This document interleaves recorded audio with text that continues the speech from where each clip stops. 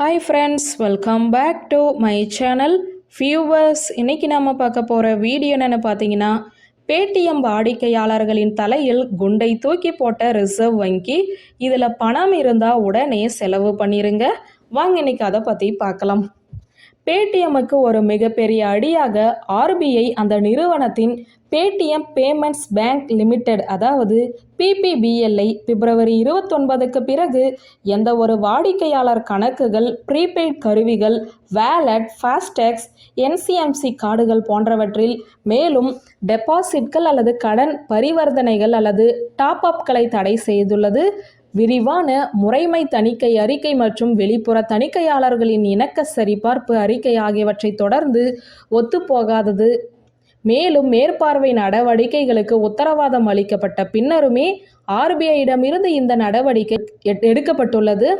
Paytm payments bank நடைமுறைக்கு வர இன்னும் சில வாரங்களே உள்ளன என்றாலும் இது மில்லியன் கணக்கான பேடிஎம் பயனர்களை குழப்பத்தில் ஆழ்த்தியுள்ளது. பேடிஎம் இன்னும் தெளிவான அறிக்கையை வழங்கவில்லை என்றாலுமே பேடிஎம் பேமெண்ட்ஸ் பேங்க் மீதான ஆர்பிஐ கட்டுப்பாடுகள் மற்றும் பேடிஎம் வேலட், ஃபாஸ்டேக்ஸ், யூபிஐ மற்றும் பலவற்றை இது எவ்வாறு பாதிக்கலாம் என்பது பற்றி நீங்கள் தெரிந்து கொள்ள தொடர்ந்து இந்த வீடியோவை பாருங்கள். முதலில் பேடிஎம் வேலட் பேலன்ஸுக்கு என்ன நடக்கும்? அதாவது பிப்ரவரி 29க்கு பிறகு பேடிஎம் பயனர்கள் பேடிஎம் வேலட் அல்லது பேடிஎம் பேமெண்ட்ஸ் வங்கியில் பணத்தை சேர்க்கவோ மாற்றவோ அனுமதிக்கப்பட மாட்டார்கள். அதாவது உங்கள் பேடிஎம் வேலட்டில் அதிக பணத்தை சேர்ப்பதை தவிர்க்கவும், ஏதேனும் சிக்கலை தவிர்க்க தற்போதுள்ள நிலுவைத் தொகையை பயன்படுத்தி பில்களை செலுத்தவும். அடுத்ததாக பேடிஎம் ஃபாஸ்டேக்ஸ். நீங்கள் புதிய ஒன்றை பெற வேண்டி இருக்கலாம். பேடிஎம்மிலிருந்து ஃபாஸ்டேகை வாங்கிய பயனர்கள் வேறு வங்கியுடன் இணைக்கப்பட்ட புதிய ஒன்றை பெற வேண்டும். பேடிஎம் ஃபாஸ்டேக் ஆனது பேடிஎம் வேலட்டுடன் இணைக்கப்பட்டுள்ளது. அதே போல பிப்ரவரி 29 தேதிக்கு பிறகு வேலட்டிலிருந்து பரிவர்த்தனைகளும் அனுமதிக்கப்படாது என்பதால் பேடிஎம் ஃபாஸ்டேக் வேலை செய்வதை நிறுத்தும்.